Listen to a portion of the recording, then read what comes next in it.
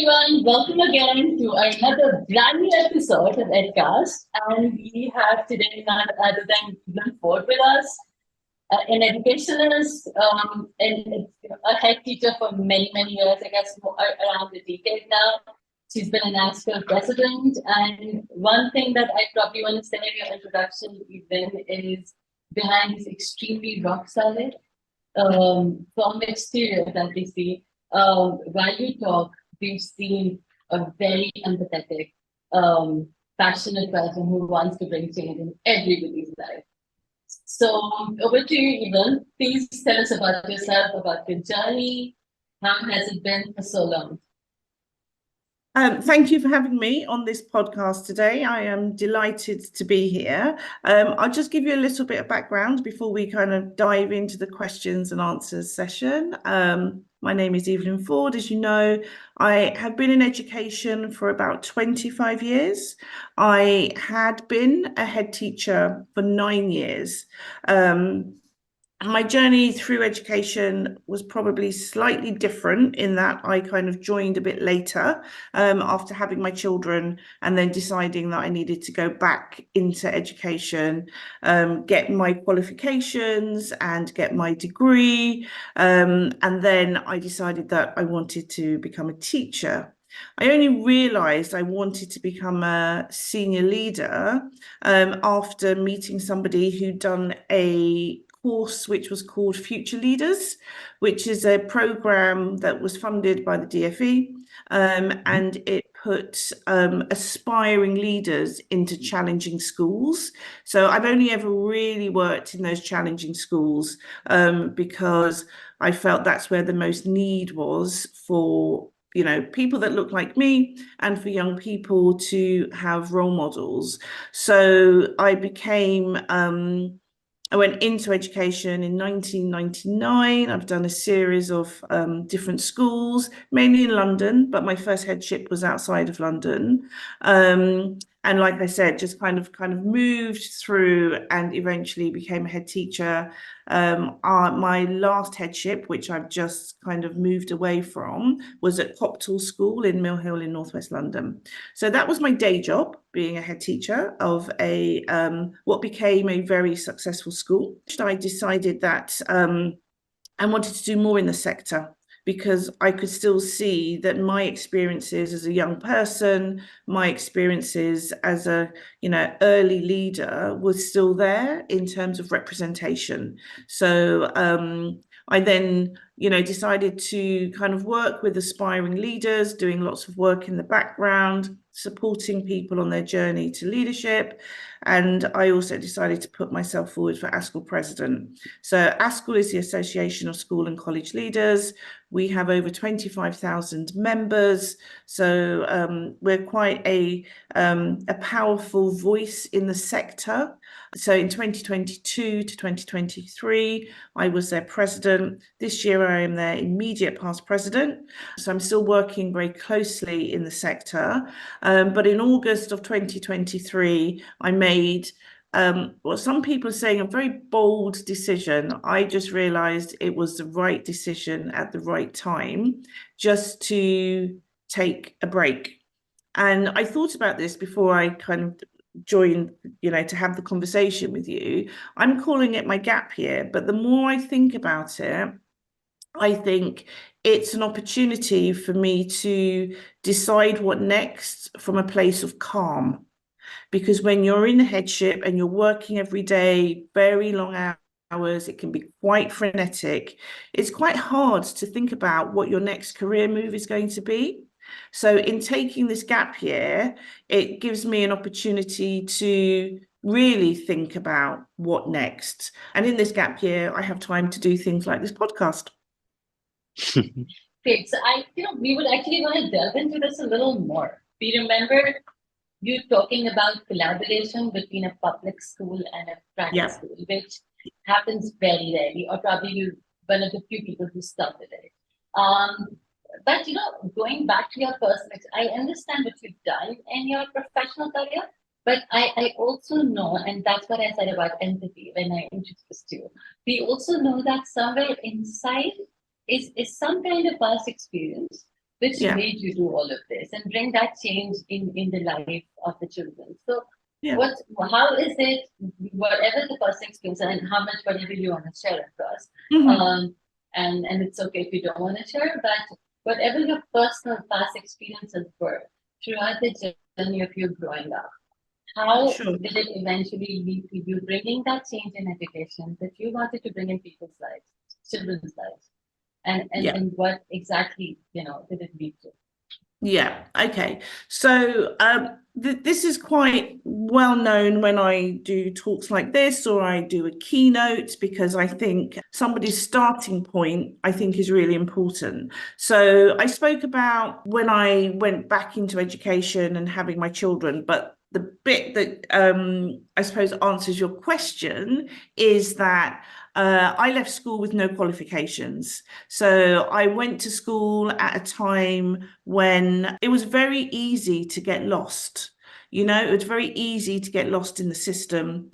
It was very easy to walk out of a school and not have the safeguarding parameters and, the belt and braces that we have now.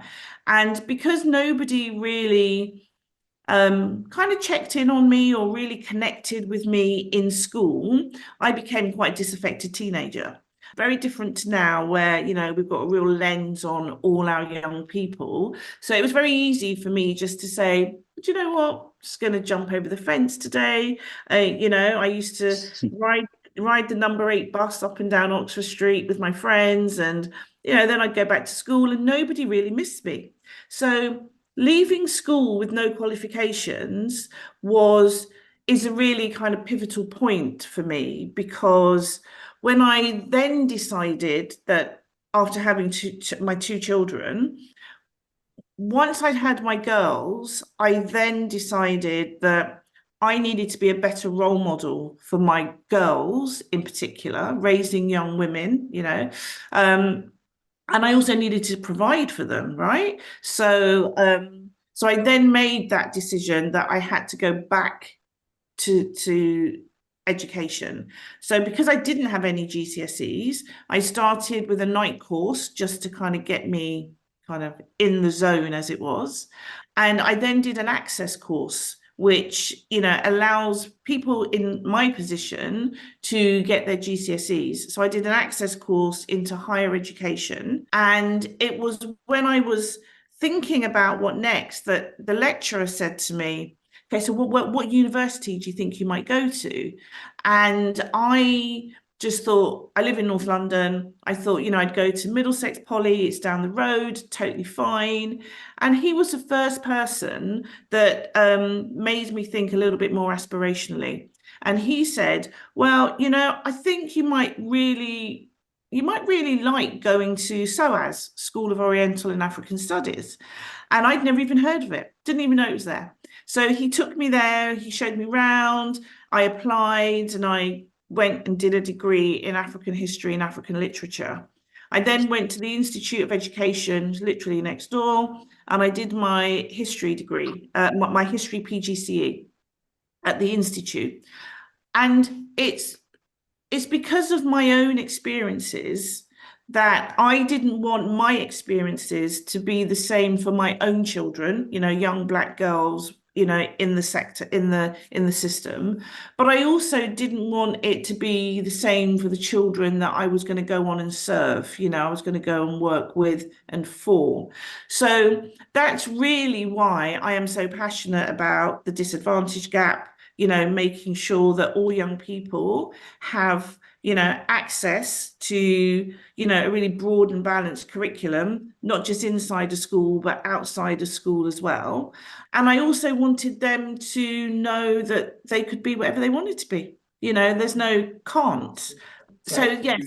So you were at the point where you were saying that you wanted to get back, and when you hear, you wanted to solve the disadvantaged, students gap. That's where we kind of like we got off.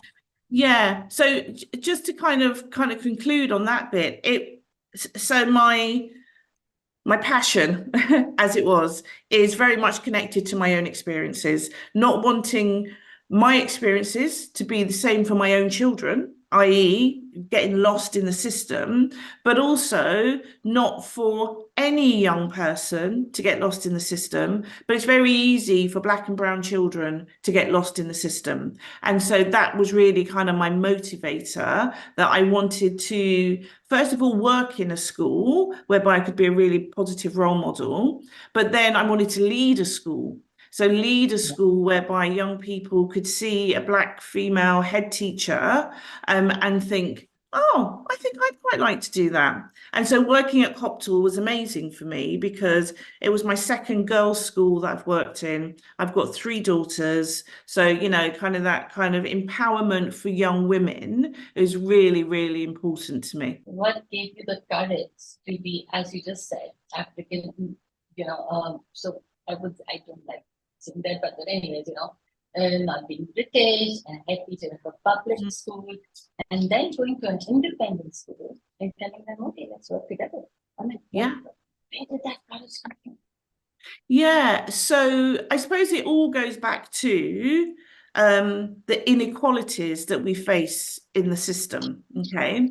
And I've spoken about this before. I think there is much to learn from both sectors. I think that, I think the independent sector can learn a lot from the state sector and vice versa. So once I'd kind of got my school to a, reasonable place, I think it was in my second year, and we could see that, things were going in the right direction, I thought, let's be bold here and let's see what else we can bring to the table. Another key factor around that decision was quite strategic, because when I took over the headship at Copthall, we had a falling roll. So lots of people weren't choosing our school to send their daughters. And Copthall is in a borough, Barnet, which is really high performing. All the schools are good or outstanding. Yeah. Copthall, when I took over, was RI, requires improvement. So I knew that I had to layer it with something a little bit more to try and, wow and woo the parents and families to come. And because the relationships, a lot of my leadership is really kind of based on those positive relationships, because the relationship with me and my chair of governors and the head and the chair of governors at the independent school was pretty good. Literally, it just took a conversation. It took a conversation of, we've got these 2, good schools, how can we work together so that your school can learn from mine and mine can learn from yours? And that's where the partnership came from. So it was a partnership of more. I really want it to be as equal as possible. I didn't want the independent school we didn't want to feel like it was a done to model, that we didn't know anything, because we had a lot to bring. So that's kind of where it stemmed from. It's about those inequalities, but it's also about, a bit of empathy, a bit of people kind of learning, different cultures, different religions, different experiences. And I think it's been pretty successful, actually. Yeah. So if you sort of move towards your ASCL ASCL time, so what led you to stand for presidency? If I'm not mistaken, I think I heard, or maybe it was yourself who told us this, you were the first non-white president that the organization ever had. So what was your sort of motivation that led you to go for this? And then if you could talk about your experience whilst you were president, sort of your learnings and your journey there. Yeah. So, like I said, my school's in a fairly good place at this point. I've always been an ASCL member. So they had always been my professional association since 2008. So very much rooted in how they support their members more broadly. Then I decided that, do you know what? I think I'd like to kind of get a seat at the table around the discussions that are happening. because as I said, they are, we as ASCL are quite a powerful voice in the sector. And I thought, I'd really like to kind of learn a bit more around policy, how that kind of impacts on schools, the conversations that have with ministers and so on. So the first thing I did was put myself forward to become a council member. And I was successful in becoming a council member, which means that you attend council meetings and you are really kind of part of the discussion. You're bringing your knowledge and experience to the leadership team at ASCL, and then they take that back and put that into policy and practice. So I did that for a while.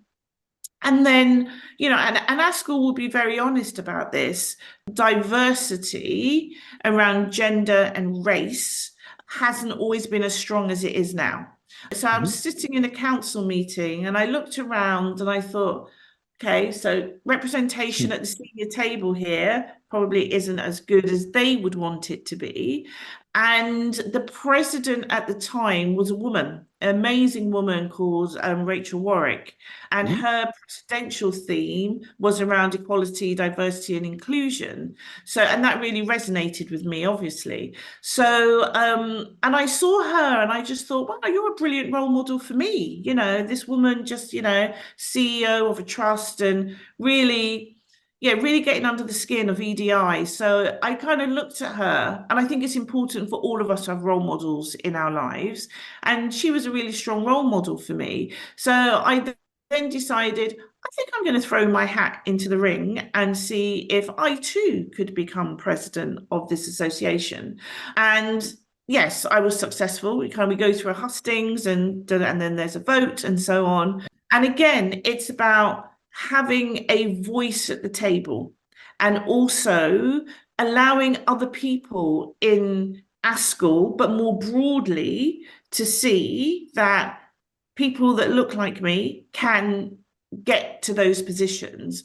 So once I'd become president, my presidential theme was in empowered leadership. And it really was about empowering the voice of, the disadvantaged, different, those underrepresented groups. So that was my presidential theme, because all presidents have a theme. But in terms of my experience, so ASCL is made up of a presidential trio. So you start as a vice president, then you're the president, then you're the immediate past president. And my experiences have been nothing but just super fantastic. We were front and center with the last year when there was balloting for strike action, trying to kind of work on a pay deal for teachers and leaders. As president, I was part of those conversations with ASCL Council, and then our General Secretary will take all of that information and go back to ministers.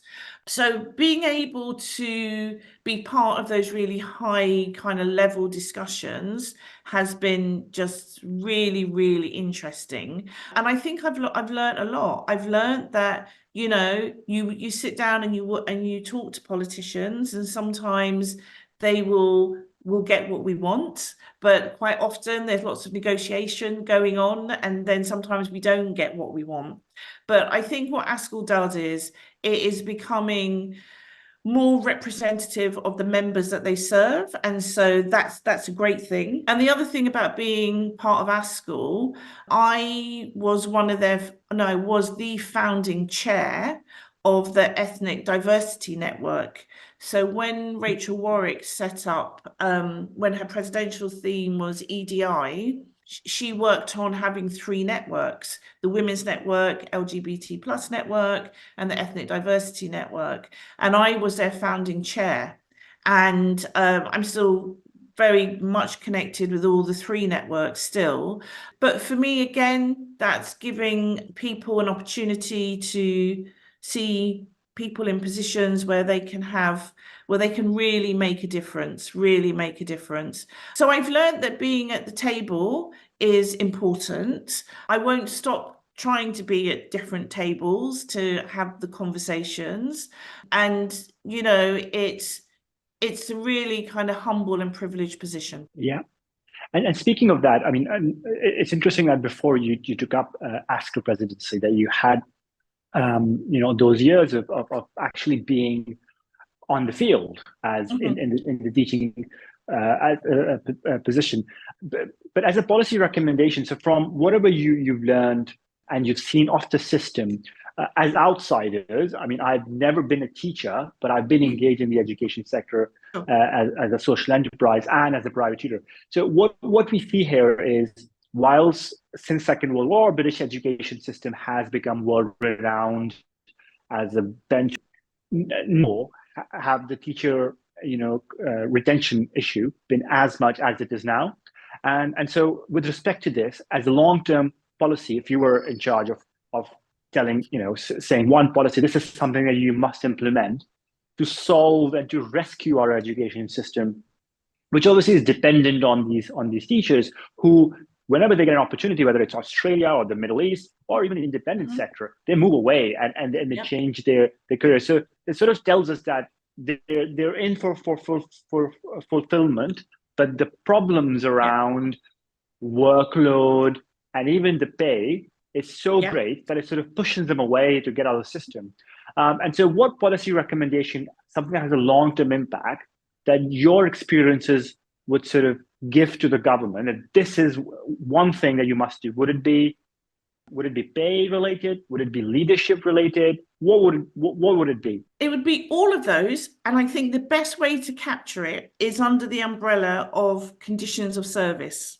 Because I think if you get the conditions of service right, which include your pay, because teachers and leaders' pay has been eroded over time, has not kept up with inflation. So conditions of service would be my umbrella catch-all. Then I'd have a strand of pay, pay our teachers, our non-teachers, pay our leaders appropriately, thinking about the current cost of living crisis, thinking about how expensive it is to live in some cities, that just hasn't been recognised. So I'd say conditions of pay with a lens on conditions of service with a lens on pay, conditions of service around workload. And yes, we have moved some way in the last couple of weeks, whereby performance related pay is now going to be removed. So that had become a bit of a tick box exercise and onerous paperwork. That will now go. So that's a good thing. So just thinking about those tasks and jobs that teachers are expected to do, I think looking at the workload. The thing about workload, which I talk quite a lot about, is that kind of since COVID, there is this expectation that schools, teachers, non-teachers and leaders will just kind of pick up all the slack, which the other services are also really struggling with. And a really good example is, mental health, the mental health crisis for our young people. That is a direct impact on teachers' workload, because they might be teaching a history lesson, they're going to 3 lessons a day, 4 lessons a day, then they're kind of picking up all the pastoral bits and pieces. That's workload. So when I talk about workload, it's not just about the marking of the books, it's not just the data drops, it really is about how can we properly fund the schools. So funding is another thing. How can we properly fund our schools so that if you are asking us to pick up that heavy lifting that the other services are struggling with, that actually you're funding us to do that? But then there comes the curveball of the recruitment issue, because not only is it really challenging to recruit teachers, it's also really challenging to recruit non-teachers. So I think there's got to be a real strategic thinking about how can we best support schools in a way that's going to retain the teachers, and whether we like it or not, a lot of it comes down to pay. If you don't pay people well enough, they're going to go to another sector, and for all the will in the world and the passion that we have to make a difference, you also need to feed your own family and, keep yourselves warm and so on and so forth. So I think the conditions of service, looking at teachers' pay, looking at workload, then looking at the funding streams that come into schools. And if we can get all of those right, we might be able to retain our teachers. We might also be able to recruit the best teachers. But I think what politicians need to do is celebrate the profession, because often we are seen as, oh, you get 13 weeks holiday, and we are sometimes kind of looked down on. And I just think teachers and leaders, non-teachers, remarkable people that do fantastic jobs. And I wish that more politicians would recognize that. It's a huge umbrella, what you've talked about. And I think, to be realistic, even if the Labour government decides to tax the independent sector, I think that the funding hole is not going to be filled anytime soon. And it's not just for teachers, by the way. It's when it comes to young doctors, for example, every other public service, public sector is going to have these issues for a while, given how much the national debt has gone. So it's while it's like nice to talk about it, but I think it's as a practical solution. As an outsider, even it seems it's sort of far-fetched still. And unfortunate thing is that we're going to see more and more workload issues, whereby, as you said, the mental health and even the SEND needs really, is starting to increase. I think that sort of moves really nicely to our next question, which is about workload and really things that we can do outside just what we expect from the government. So as whatever resources that we currently have as schools, given what's given from the government remains the same, is there any sort of large aspect that school leaders, whether it's trust leaders, that we're doing wrong? For example, from a leadership point of view, do you find on your experience that certain head teachers should be doing it this way but doing it the wrong way? So I say this because we've attended certain conferences where certain individuals, like yourself, have said that it's more of a culture issue. They say that as long as, why is it that certain schools are still doing well and the other ones are not? So they point out that the funding is given as per the same formula, but yet certain schools, certain areas perform better. Do you think this is down to the leadership of the school? Do you think that has a big role to play? Yeah, I don't think there's a right and wrong way, is what I would say. I would say that context is really, really important. And I'm currently, coaching 5 head teachers, and they'll say to me, so what did you do at Copthall to get it from A to B? And I will tell them the bits that I did, around standards and policies and so on and values. But I will always say to them, but your context is different to my context. And so, I think that that's really important to note, that we can't, I would never criticize a school leader for doing it one way or the other. What I would say is using research and evidence in terms of what you go on to implement, I think is really, really helpful. So no matter what your context, looking at some, tried and tested research, like Education Endowment, organization, they do a lot of research that will help school leaders implement, ideas in a really consistent and coherent way. And so I'd go back to context. I used to say to my staff, I don't make it up on the back of a Post-it note. I've really kind of thought about this quite strategically. I've read around it, kind of looked at some research, and this is what we're going to do. But we would kind of tailor it to meet our context, because everybody's context is different. So in terms of moving schools, from A to B, I think, post-pandemic, that has become even more challenging for many school leaders.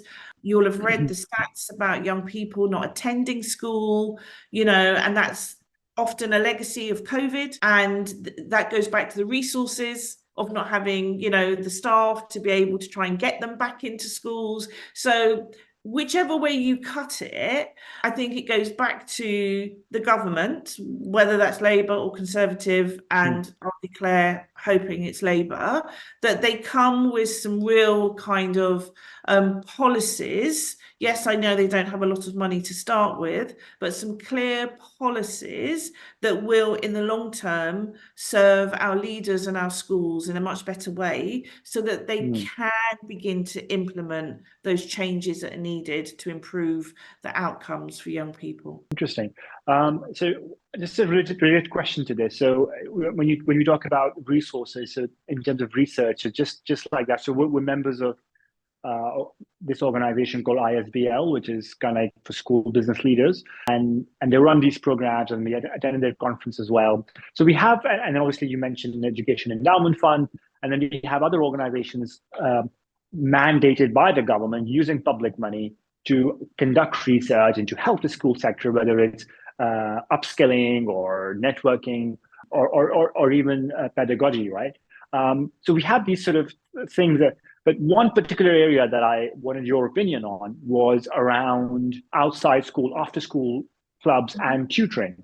So during COVID, for the first time ever, the government announced a national tutoring program, which for some reason didn't go as well. And now it's being sort of completely shut down.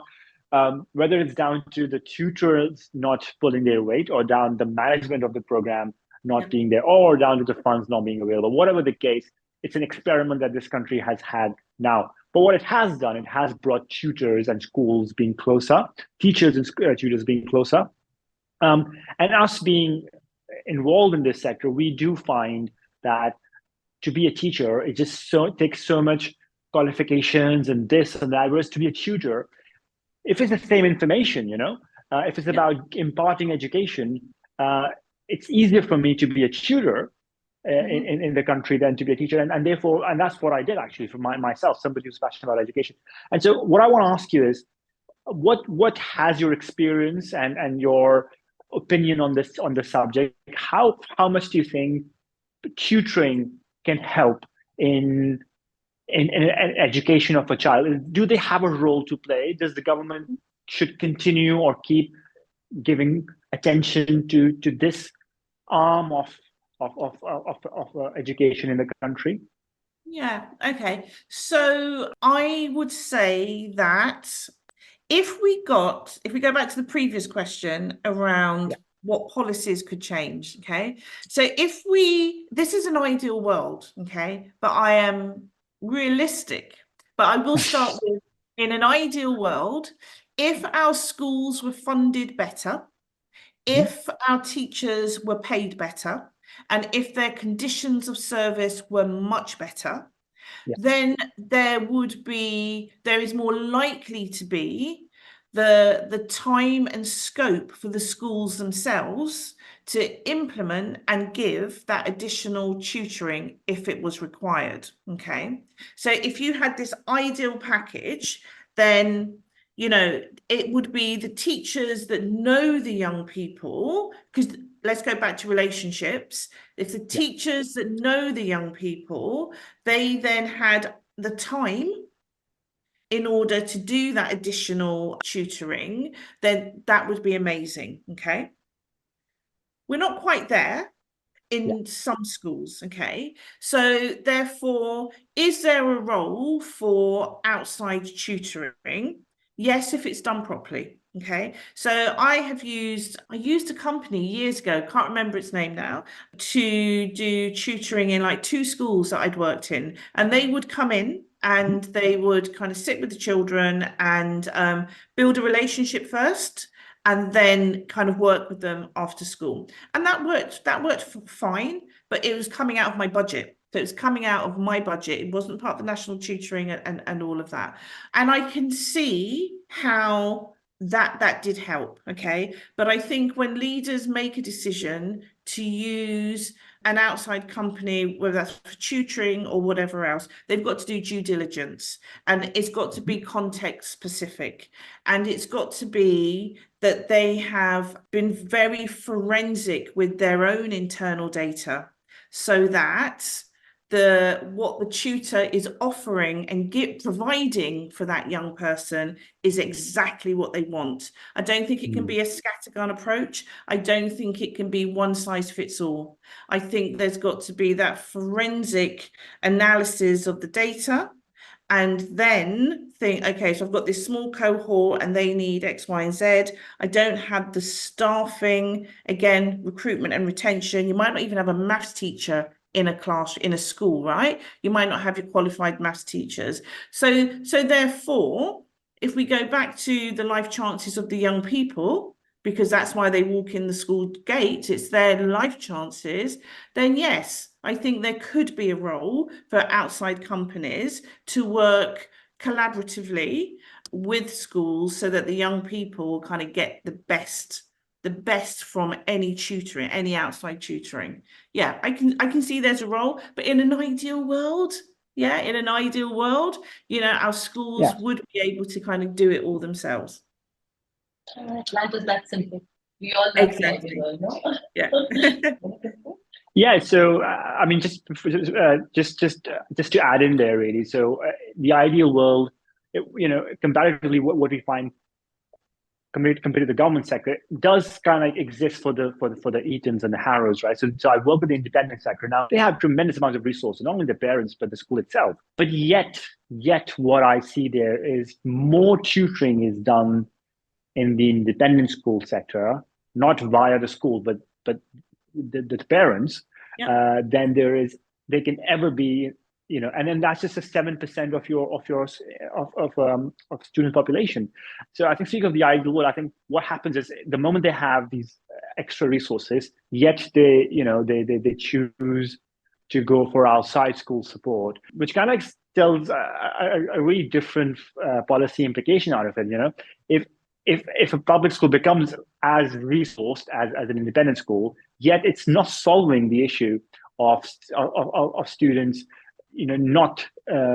I think in fact what it's doing is that these kids, they're like not paying attention in school. They're sort of messing around in school, knowing that they have a tutor at home. So I say this because it may well be a parent issue rather than a school or a student issue, because the parents themselves believe that, I need to have this tutor. I need to have lessons because I can't be bothered to be involved in my child's life. I need to have a tutor because X, Y, and Z, my neighbor is having it. And also to do with some cultures as well. I mean, for example, the culture that I come from, irrespective of how good I was in school or how good my school was, I was still asked that because your cousin's taking it, you should also have it. I didn't need it. So I think it could be a little bit of a cultural issue as well with parents, that they sort of say that we need outside school, we need this or whatever. And so the moment we try to solve these issues from a policy point of view, we do find certain these other variables are starting to kick in. It sort of goes to say that perhaps it's not much of a resource issue. It's more of sort of other things will also start to sort of affect. But nonetheless, I think your answer is something that I overall agree with, that if the conditions are there, then the child, most of the population, would probably not even feel the need to have an outside school send support or a tutor if they're dyslexic or ADHD. So even just one last question now. What are you up to now, and what are the plans? Because you said you're declaring this as your gap year. So what exactly is behind the scenes? Yeah, really good question. So I am enjoying having some headspace, that is just great. So a good example is like last night, I was able to attend the launch of Empathy Week 2024. It was in the evening, lots of lovely people rooted in changing education. And so I'm able to kind of go to events like that. I'm able to do a podcast like this because I had the headspace to think about the questions you're going to ask me. And I've got the headspace to think, I could do a bit of work in the morning, then I can go to that event. And I'm not going to be panicked about leaving my school. So those things I'm really enjoying those, I have to say. But what I am really enjoying is working with current head teachers, so serving head teachers, all of them new to headship, actually. So I'm doing two things. One is coaching head teachers, and the other thing is delivering on Ambition's NPQH, so the National Qualification for Headship. And doing those two things has really made me acutely aware, even more so, of the need for new heads, you know, maybe not in your second or third headship because you've kind of done it, but when you become a new head teacher, you are a deputy on the 31st of August. And then on the 1st of September, you're the head teacher, and everybody is looking at you thinking you've got all the answers. But the reality is, it is such a big job. It is a job that has changed significantly over time. And what I'm really enjoying is being able to talk through, to kind of use research from the NPQH to really help these new head teachers to kind of navigate quite challenging situations. So what I would like to see kind of moving forward, we talk about policy, is that for every new head teacher, there is an entitlement to a coach or a mentor that is paid for. You know, I just think that might help with the retention crisis. It might help head teachers say, you know what, I can just call up my coach. I know I've got a session with him or her in 2 weeks' time. I can email them and I've got somebody who's going to kind of just let me kick this about with them. So I'm really enjoying doing that. So whilst I haven't decided what next, I think I've still got a little bit of time before September to really think about that. But anything that was really connected with supporting and working with head teachers, whether that was in an exec head position, so that I'm not kind of front and center, but I'm working kind of more collaboratively and more supportively with head teachers. I think that would be my ideal next gig, actually. Yeah, but how can individuals contact you? What's the best way to approach you if they... Yeah, good question. Well, I'm on LinkedIn, as you know.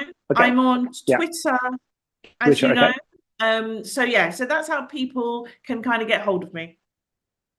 So guys, anybody who wants to contact, by the way, she's more active on Twitter than on LinkedIn. So it'll be easy to get in also. Yeah.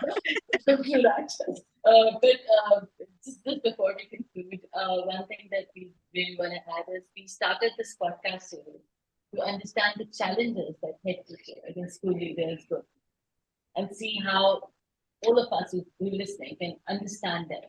And probably to create some empathy towards head teachers and school leaders, and also to see how they can be helped. But you know, as the episodes are coming in and more people be talking to and meeting, we both of us got back and you're not able to.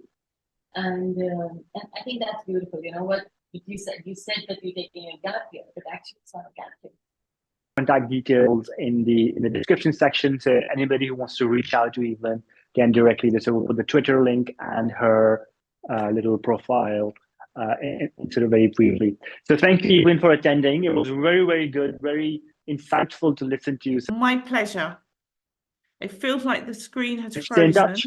Oh, there you go. The screen froze for a minute, but I just said it's my absolute pleasure. Thank you very Perfect. much. Please stay in touch. We will. Yeah, another conference or something. Another conference. Yeah. Exactly. Exactly. All right. Have a good day, guys. All right. Thank You too.